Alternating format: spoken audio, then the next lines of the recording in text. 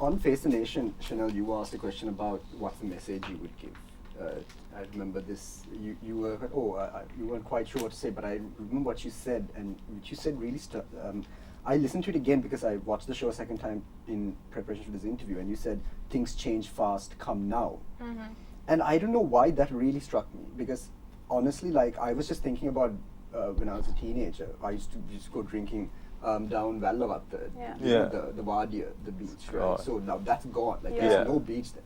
So that part of my childhood is gone. Like, I can drive past that road and tell someone, my best friend and I used to have a drink there with our girlfriends, you know, and they'll look like that's a concrete, like, that's rocks there. What were you doing here? It's like, no, it used to be really nice. The sunset used to be epic. Like, there was nobody here, right? And I feel like there's something, like, when you say, like, it's true, things change fast, come now, because there is always going to be this, like, it's like a snowball. It's always going to develop. There's something about progression and development and urbanization. It's something that's always going to happen to every country. And I feel like that creates, like, a certain urgency, doesn't it? It's like, we have paradise.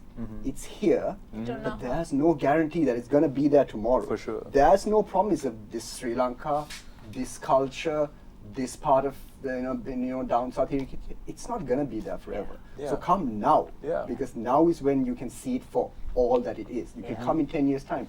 It's not gonna be the same. I would love to say, Sri Lanka is always gonna be this way. But the fact of the matter is, I've seen so much change in my relatively short lifestyle, and you would have seen it too, just in your period of traveling. So I think, like, creating an urgency around this product that we have, with full knowledge of the fact that it may not last, it may not sustain itself, right? Like, it may change into something else. Then we have to have a brand new video and new types of content. But I really think, like, I think you should probably pitch that to somebody and say, like, you know what, we are changing, we are developing, we have to grow.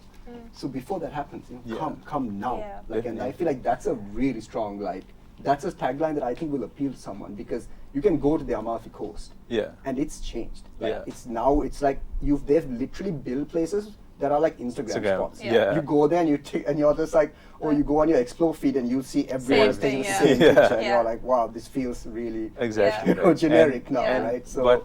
What people will say is, I visited Sri Lanka. Like, we met tourists who said, I climbed Seagra when there wasn't those steps. I know what I know.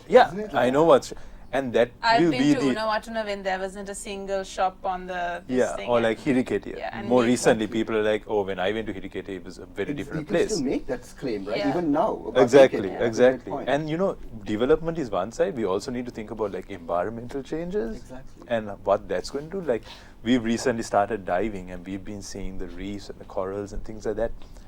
Phenomenal what we have in this country, right? But, like, if we are on this trajectory that the whole world is on in terms of global warming and things like that, we might not have these reefs in, like, 5 to 10 years. It'll all be bleached. A lot of these, like, Bar Reef apparently have been one of the biggest reefs in the world.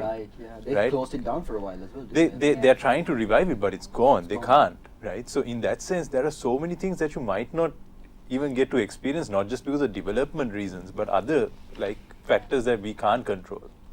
And it's kind of sad too. Like, I think, like you said, even in our lifetime, like, you only have your words to explain to someone the amazing time that you had at this place at the Wadi when you were there. And just like that, when we travel now, we have this thing in our mind that what we're experiencing right now, 10 years from now, we might not experience it. And, like, that really makes me appreciate every single moment we spend traveling around the island, like, and documenting it. Like, the Wed does. Right? Like, we recently, like, we've been doing a few things in Galloya and in Mahiyangane, and recently we did a thing in Galloya. We went on a hike with one of an actual. He was a chief. Yes, and he's and this tribe is different to the tribe in Mahiyangane. The tribe in Mahiyangane is a little bit more closer to, like, modern society sort of. But this guy, he's very much still walks barefoot. He's slim and trim. He has his grandfather's axe on his shoulder. Climbed hiked an entire mountain barefoot, and was laughing at us because we were sleeping in our very expensive sneakers. And when we were just relaxing with him, he sang a poem, and we documented it. And I said, do you realize that this will no longer be there. And because his so children we are are working in the communicating hotels. with him, and he speaks in his language, so he can understand a bit. What language is this? They have the Veda language, and there's a guy. There's a word for it, but it's like it's a So and he was saying his son doesn't want to speak the language, doesn't want to learn the knowledge from him, and wants a mobile phone, wants a headset, wants to cut his hair short, wants to work and make money.